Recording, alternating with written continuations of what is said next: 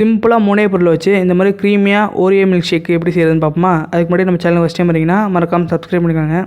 இதுக்கு தேவையான பொருள் பார்த்தீங்கன்னா 2 பாக்கெட் வந்து ஓரியோ பிஸ்கெட்டு, 2 ஐஸ்கிரீம் வாங்கியிருக்கோம். ஐஸ்கிரீம் வந்து வெனிலா ஃப்ளேவரு.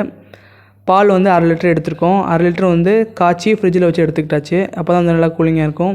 நம்ம பெரிய மிக்ஸி ஜார் எடுத்துக்கலாம். மிக்ஸி ஜாரில் பார்த்தீங்கன்னா நம்ம எடுத்து வச்சுருக்கிற ஓரியோ பிஸ்கெட்டை வந்து ஒன்று ஒன்றா உடச்சி போட்டுப்போம். எப்போயுமே இந்த மாதிரி உடச்சி போட்டால் தான் நல்லாயிருக்கும். அந்த க்ரீமோடு போடுங்க, அப்போ தான் வந்து மில்க் ஷேக் வந்து நல்லா க்ரீமியாக இருக்கும். நம்ம 2 பாக்கெட் எடுத்திருக்கோம்.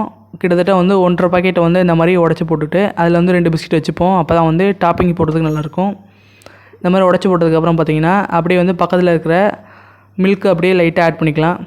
மில்க் அப்படியே கொஞ்சம் கொஞ்சமாக ஆட் பண்ணிப்போம். எப்போயுமே வந்து மில்க் ஷேக் போடுறப்ப இந்த மாதிரி மில்க்கை ஃப்ரிட்ஜில் வச்சு எடுத்தால் தான் வந்து நல்லா சூப்பராக இருக்கும். நல்லா ஆட் பண்ணதுக்கப்புறம் பார்த்திங்கன்னா நமக்கு வந்து தேவையான அளவு லைட்டாக சுகர் போட்டுக்கலாம். இப்போ நாங்கள் பார்த்திங்கன்னா 4 ஸ்பூன் சுகர் போட்டிருக்கேன். சுகர் போட்டதுக்கப்புறம் பார்த்திங்கன்னா நம்ம வெண்ணிலா ஐஸ்கிரீம் வந்து அப்படியே ஆட் பண்ணிக்கலாம். ஜாரில் வந்து ஒரு பாக்ஸ் வெண்ணிலா ஐஸ்கிரீம் மட்டும் ஆட் பண்ணிப்போம். இன்னொரு பாக்ஸ் வந்து சர்வ் பண்ணுறப்ப ஆட் பண்ணிக்கலாம். இப்போ பார்த்திங்கன்னா ஐஸ்கிரீம் வந்து கொஞ்சம் கொஞ்சமாக வந்து ஜாரில் ஆட் பண்ணியாச்சு.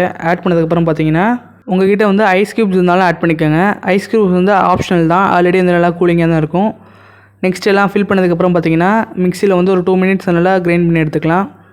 நம்ம ஆல்ரெடி வச்சுருக்க கிளாஸில் வந்து 2லேயுமே வந்து மில்க் ஷேக் ஊற்றியாச்சு. ஊற்றினதுக்கப்புறம் பார்த்திங்கன்னா ஐஸ்கிரீம் வந்து 2லேயுமே வந்து டாப்பிங் மாதிரி மேலே போட்டுப்போம்.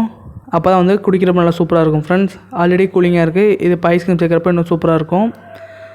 ஐஸ்கிரீம் போட்டதுக்கப்புறம் பார்த்திங்கன்னா மில்க் ஷேக்கு ரெடி ஆகிடுச்சு. இதுக்கு மேலே டாப்பிங் பார்த்திங்கன்னா ஓரியோ பிஸ்கெட் ஆல்ரெடி எடுத்து வச்சுருந்தோம். அதையும் அப்படியே உடச்சி ஆட் பண்ணிக்கலாம்.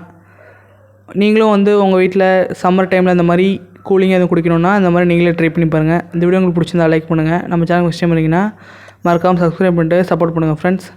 நீங்களும் அதை ட்ரை பண்ணி பாருங்கள். ஓகே ஃப்ரெண்ட்ஸ், நெக்ஸ்ட் வீடியோவில் பார்க்கலாம். பாய்.